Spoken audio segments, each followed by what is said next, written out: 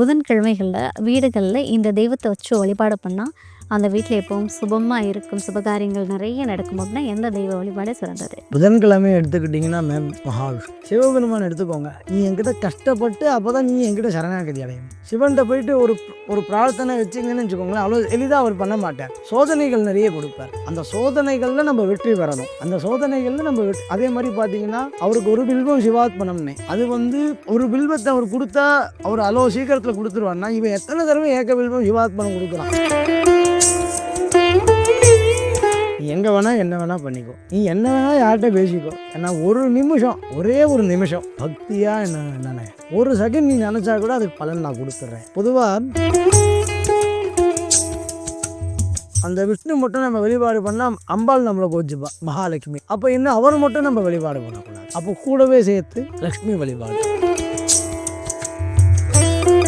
திருப்பதி எடுத்துக்கிட்டீங்கன்னு வச்சுக்கோங்க, அலமேலு மங்கா சமேத பத்மாவதி தாயார் சமேத ஸ்ரீனிவாச பெருமாள். இதே நம்ம சிவாலயத்தில் பார்த்தீங்கன்னா இந்த மாதிரி பேர் சொல்ல மாட்டாங்க. ஏன்னா சிவபெருமானுக்கு இதில் ஈடுபாடு கிடையாது. ஆனால் பெருமாள் பார்த்தேன்னு வச்சுக்கோங்க, பத்னியோட தான் இருப்பேன். அப்போ என்னன்னா இவரை மட்டும் நம்ம வழிபாடு பண்ணிட்டு மகாலட்சுமி வழிபாடு பண்ணாமல் இருந்தால் சாக்கியப்படாது. புதன்கிழமையில வீட்டில் வழிபாடு பண்ணுறதுனால நம்மளுக்கு ஒரு 5 நன்மைகள் கண்டிப்பாக நடக்கும். இந்த குடும்ப பிரச்சனைகள், மனஸ்தாபங்கள் அடிக்கடிக்கு நடக்கிறது அப்படின்னா ஒரு மன ஒற்றுமை தேவை, ஒரு மன இறுக்கம் தேவை என்றால் புதன்கிழமையில இந்த மகாவிஷ்ணு வழிபாடுன்றது ரொம்ப ரொம்ப விசேஷம். இதில் நீ தீபம் ஏற்றுங்க இதெல்லாம் பண்ண வேண்டாம். அந்த விஷ்ணு சஹஸ்ரநாமத்தை ஒரு அரை மணி நேரம் ஒரு இது பொறுத்து மாறும், ரஃபா ½ அதே மாதிரி ஏகாதசி திதி இந்த 2 தினத்தில் அவங்க கேட்க இந்த குடும்பத்தில் இருக்கக்கூடிய அத்தனை பிரச்சனைகள் எப்படி ஓடி போகிறதுன்றதே தெரியாது.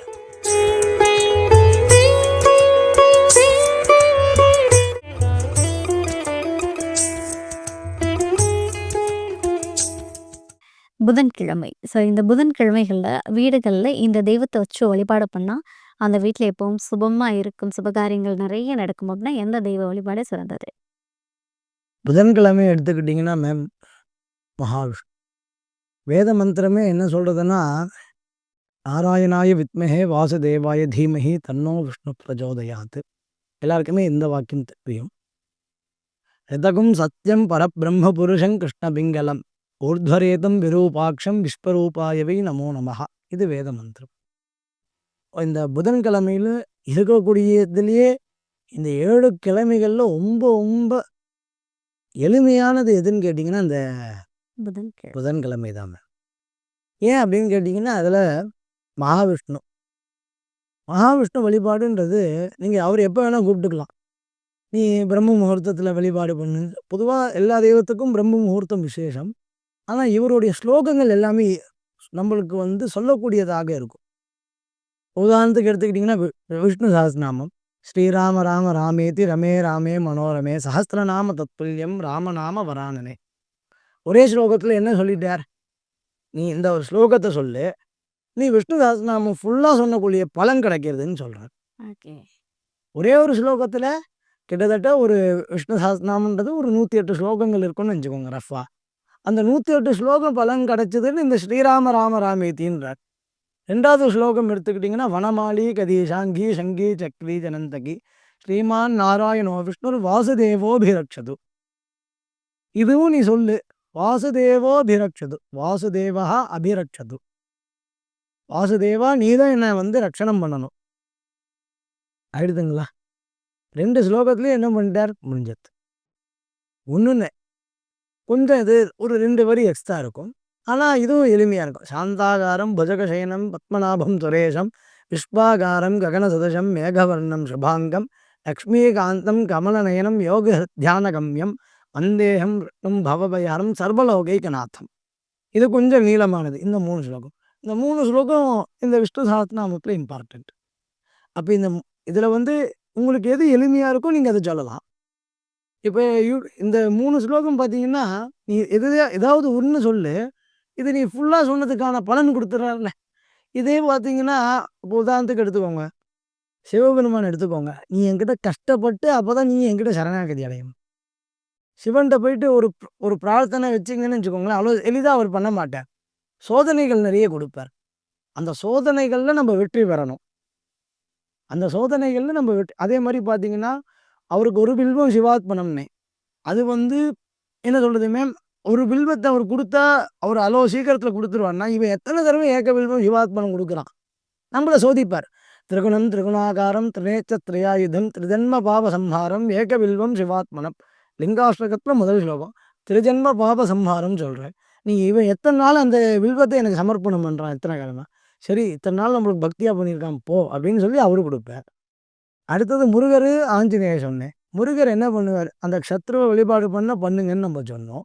அவரு அத வழிபாடு பண்றப்ப தான் அவ்வளோ தடங்கள குடுப்பார். அந்த சமயம் பார்த்து நம்ம அரளிப்பூ வாங்க மறந்திருப்போம். ஏதோ ஒண்ணு நடக்கும். அன்னைக்கு நம்ம நல்லா அன்னைக்குன்னு பார்த்து டயர்டா இருக்கும். நல்லா இழுத்து போட்டு தூங்கிடுவோம்.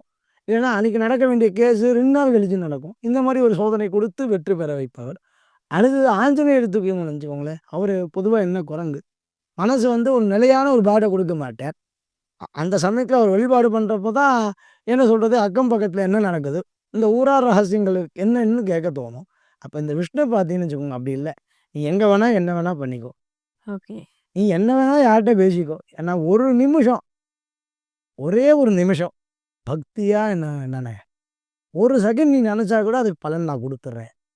பொதுவா நம்ப இல்லத்துலலாம் இந்த ஹோமங்கள் இதெல்லாம் பண்றோம். பண்றப்போ கவனிச்சிருக்கீங்களான்றது யாருக்குமே தெரியாது. கடைசியா இந்த ஒரு வாக்கியம் சொல்லுவாங்க. எல்லா பாடல்கள்லயும் இப்போ அது ஃபேமஸா ஆச்சு. "காயேன வாசா மனசேந்திரியேவா புத்யாத்மனா வா பிரகிருதே ஸ்வபாவாத் கரோமி யத்யத் சகலம் பரஸ்மை ஸ்ரீமன் நாராயணாயேதி சமர்ப்பயாமி." ம். நான் எந்த காரியங்கள் பண்ணாலும் உனக்கே நான் சமர்ப்பணம் பண்ணிடுறேன். ஸ்ரீ கிருஷ்ணார்ப்பணமஸ்து. பொதுவா விஷ்ணுவோட சொரூபம் தானே தசாவதாரங்கள் எல்லாமே. அப்போ அவரு என்ன சொல்றாரு, "ஒரே ஒரு நிமிஷம் எனக்கு பக்தி. நீ எனக்கு வந்து இத்தன வாரம் விரதம் இரு. இத பண்ணு, அத பண்ணு" எதையுமே அவரு சொல்லல. அப்ப இந்த 7 கிழமையில நம்மளுக்கு என்ன சொல்றது மேம், டஃப் இல்லாத கிழமை எதுன்னு கேட்டீங்கன்னா, புதன். பொதுவா விஷ்ணு கிட்ட வந்து அவர்கிட்ட லக்ஷ்மி வேற இருக்கா. அப்ப லக்ஷ்மி பொதுவா லக்ஷ்மி எதுக்கு நம்ப இந்த கலிகாலத்துல செல்வங்கள் இல்லைன்னா நம்ம ஒண்ணுமே இல்ல. இந்த கலிகாலத்துல கண்டிப்பா சம்பத்துகள், அதாவது காசு மட்டும் இருந்தா போதாது. மன அமைதி வேணும். சம்பத்துகள், ஒரு குடும்பத்துக்கு தேவையான திரவியங்கள், அதாவது மளிகை சாமான் இத்யாதி.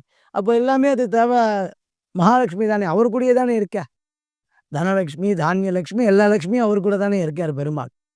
அப்ப என்ன, அந்த பொதுவா அந்த புதன்கிழமையில 6 டூ 7 புதன் ஹோரையில பண்றது ரொம்ப விசேஷம் முடிந்த அளவுக்கு. அல்லது அவங்க சௌகரியம் போல பிரம்ம முகூர்த்தத்திலயும், முக்கியமா அவருக்கு பார்த்தீங்கன்னா, துளசி, துளசி தான் அவருக்கு. ஒரே ஒரு அ வில்வம் எடுத்துக்கிட்டீங்கன்னா கூட 3 இலை. அரளிப்பூ எடுத்துக்கிட்டீங்கனாலும் காஸ்ட்லி. இப்ப அது கடையில இப்ப எங்கேயுமே மரம் இல்லையே, அரளிப்பூ எங்க நம்ம பார்க்கறது? இப்ப ஆஞ்சநேயருக்கும் இவருக்கும் தான் ஈஸி. துளசி எங்க பார்த்தாலும் எடுத்துறலாம். டப்புன்னு பறிச்சிடலாம். எங்க பார்த்தாலும் கண்ல தென்படும். அப்போ ஒரே ஒரு சின்ன இலை தான். இத்துணூண்டு தான் இருக்கும் அந்த இலை. அந்த துளசி எடுத்துக்கிட்டு மனப்பூர்வமாக என் பையனுக்கு கல்யாணம் நடக்கணும். இல்ல என் கல்யாணம் ஆயிடுத்து. சில பேருக்கு 5, 7 வருஷம் குழந்தை பாக்கியங்கள்லாம் இல்லாம இருக்கும். அப்போ அவங்களுக்கு அதே மாரி முக்கியமா இந்த திக்குவாய் பேசுவாங்க. கொஞ்சம் சரளமா பேச முடியாம சிரமம். அவங்க கண்டிப்பா இந்த புதன்கிழமையில பயன்படுத்திக்கிட்டாங்கன்னா, கண்டிப்பாக அப்பரிமிதமான ஒரு பலனை தரக்கூடிய வல்லமையான கிழமை தான் இந்த புதன். ஓகே. இந்த புதன்கிழமையில விஷ்ணு பகவான் அப்படின்னு எடுத்துக்கிட்டீங்கன்னு வச்சுக்கோங்க, விஷ்ணு சஹஸ்ரநாமம் கேட்கலாம். முடிந்தவர்கள் நான் சொல்லக்கூடிய அந்த ஆரம்பத்தில சொல்லக்கூடிய அந்த 3 ஸ்லோகங்கள் சொல்லி வழிபாடு பண்ண, அந்த மகாவிஷ்ணுவோட வழிபாடு, அந்த மகாவிஷ்ணுவோட இது வந்து நம்மளுக்கு என்ன சொல்றது மேம், பரிபூர்ணமா கிடைக்கும். ஓகே. அது இல்லாம கூடுதலாக பொதுவா அந்த விஷ்ணு மட்டும் நம்ம வழிபாடு பண்ணா, அம்பாள் நம்மள கோச்சுப்பா, மகாலட்சுமி. அப்ப என்ன அவர் மட்டும் நம்ம வழிபாடு பண்ணக்கூடாது. அப்போ கூடவே சேர்த்து லக்ஷ்மி வழிபாடு. லக்ஷ்மிக்கு உண்டான நிறைய ஸ்லோகங்கள் உண்டு. நமஸ்தேஸ்து மகாமாயே ஸ்ரீபீடே சுரபூஜிதே சங்க சக்கர. அங்கேயே என்ன சொல்றா? சங்க சக்கரத்துல தான் சங்க சக்கர கதாஹஸ்தே மகாலட்சுமி நமோஸ்துதே. எப்பயுமே மகாவிஷ்ணுவும் லக்ஷ்மியும் சேர்ந்து தான் நம்ம வழிபாடணும். இப்போ நீங்க சில இந்த பெருமாள் கோயில்லாம் பார்த்தீங்கன்னா, லக்ஷ்மி நாராயணாபியாம் நமஹன்னு தான் சொல்லுவாங்க. இதே வந்து சில சிவாலயங்கள்லாம் போறீங்கன்னு வச்சுக்கோங்க, சிவன் பேர் தனியா சொல்லுவாங்க, அம்பாள் பேர் தனியா சொல்லுவாங்க. பொதுவா அந்த மாரி சொல்லக்கூடாது. ஆனா, இதில வந்து இந்த பெருமாள் கோயில்லலாம் பார்த்தீங்கன்னு வச்சுக்கோங்களேன், தாயார் பேரோட சேர்த்து தான் சொல்லுவாங்க. கனகவல்லி அம்பிகா சமேத வைத்திய வீரராகவர். பத்மா இப்போ திருப்பதி எடுத்துக்கிட்டீங்கன்னு வச்சுக்கோங்க. அலமேலு மங்கா சமேத பத்மாவதி தாயார் சமேத ஸ்ரீனிவாச பெருமாள். இதே நம்ம சிவாலயத்தில பார்த்தீங்கன்னா, இந்த மாரி பேர் சொல்ல மாட்டாங்க. ஏன்னா, சிவபெருமானுக்கு இதில ஈடுபாடு கிடையாது. ஆனா பெருமாள் பார்த்தீங்கன்னு வச்சுக்கோங்க, பத்தினியோட தான் இருப்பார். அப்ப என்னன்னா, இவர மட்டும் நம்ம வழிபாடு பண்ணிட்டு, மகாலட்சுமி வழிபாடு பண்ணாமல் இருந்தா ஸ்லாக்கியப்படாது. பொதுவா இந்த புதன்கிழமையில வீட்டில வந்து வழிபாடு பண்றதுனால நம்மளுக்கு ஒரு 5 நன்மைகள் கண்டிப்பாக நடக்கும். இந்த குடும்ப பிரச்சனைகள், மனஸ்தாபங்கள் அடிக்கடிக்கு நடக்கிறது அப்படின்னா, ஒரு மன ஒற்றுமை தேவை, ஒரு மன இறுக்கம் தேவை என்றால் புதன்கிழமையில இந்த மகாவிஷ்ணு வழிபாடுன்றது ரொம்ப ரொம்ப விசேஷம். இதில வந்து நீ தீபம் ஏத்துங்க, இதெல்லாம் பண்ண வேண்டாம். அந்த விஷ்ணு சஹஸ்ரநாமத்த ஒரு 1/2 மணி நேரம் ஓ ஆமா. ஒரு 1/2 மணி அது ஒரு ஒரு இது பொறுத்து மாறும். ரஃப்பா 1/2 அன் ஹவர். அதே மாரி ஏகாதசி திதி. இந்த 2 தினத்தில அவங்க கேட்க கேட்க இந்த குடும்பத்தில இருக்கக்கூடிய அத்தனை பிரச்சனைகள் எப்படி ஓடி போகிறதுன்றதே தெரியாது. என்னப்பா நம்ம இவ்வளோ சண்டை போட்டோமே! இப்படி அந்யோன்யமா இருக்கோமே! எப்படிடா மாறணும்? அவாக்குள்ளேயே ஒரு கேள்விக்குறின்றது வந்துரும். அதே மாரி திருமண தடைகள். இப்ப ஜாதகத்திலலாம் பார்த்தீங்கன்னா, சில பேருக்கு இந்த விஷக்கன்னிகா தோஷம் அப்படின்னு சொல்லக்கூடியது ஒண்ணு இருக்கும். அந்த விஷக்கன்னிகா தோஷம்லாம் இந்த பெருமாள் வந்து நம்மளுக்கு நிவர்த்தி பண்ணி குடுப்பார். அதே மாரி இந்த திக்குவாய் கொஞ்சம் சிரமப்பட்டு பேசுறவங்களுக்கு வந்து பார்த்தீங்கன்னா, கண்டிப்பாக இவர் வந்து ரொம்ப ரொம்ப ஹெல்ப்ஃபுல்லான ஒரு தெய்வம். அதே மாரி பார்த்தீங்கன்னா, குழந்தை பாக்கியம். பெருமாள் பொறுத்தவரைக்கும் எதுக்கெல்லாம் விசேஷம் பார்த்தீங்கன்னா, குழந்தை பாக்கியம். அப்போ பெருமாள வழிபாடு பண்ணா பொதுவாவே ஒரு ஒரு தெய்வத்துக்கும் ஒரு ஒரு காரியத்துக்கு நம்ம எடுத்துக்கலாம். இப்ப சிவன் எடுத்துக்கிட்டீங்கன்னா, ஹெல்த்துக்கு சொன்னேன். இப்ப முருகர் சத்ருக்கு, ஆஞ்சநேயர் பார்த்தீங்கன்னா, நம்ம மனோ புத்திக்கு சொன்னேன். இவரு மல்டிப்ளேயர். நீங்க எது வேணா கேட்கலாம். எனக்கு இது மட்டும் குடுன்னு நம்ம சொல்ல முடியாது.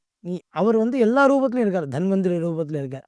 அவருக்கும் இப்போ வந்து பார்த்தீங்கன்னா, ஆரோக்கிய லட்சுமி சமேத தன்வந்திரி சொல்லுவாங்க. பொதுவா ஒரு வியாதின்னா அந்த ஹோமம் தான் இப்ப நெறைய பேர் பண்ணுவாங்க. ஆனா, இந்த மிருத்யுஞ்சயர் யாரும் பண்ண மாட்டாங்க. அபமிருத்யு தோஷ அப்படின்னு சொல்லுவாங்க. அது வந்து சிவனுக்கு வரும். இவரு பார்த்தீங்கன்னா, தன்வந்திரி ரூபமா இருக்கார். அப்புறம் பார்த்தீங்கன்னா, இப்போ உதாரணத்துக்கு திருவள்ளூர்ல எடுத்துக்கிட்டீங்கன்னா, தீராத வியாதியை தீர்க்கக்கூடியவர் வைத்திய வீரராகவர் சொல்லுவா. எங்க போனீங்கனாலும் சரி. இப்போ அதே மாரி காஞ்சில போனீங்கன்னா, வரதர். எங்க போனீங்கனாலும் அவர் ஒரு ஒரு இடத்துல ஒரு ஒரு ஸ்பெஷல் வச்சிருப்பார்.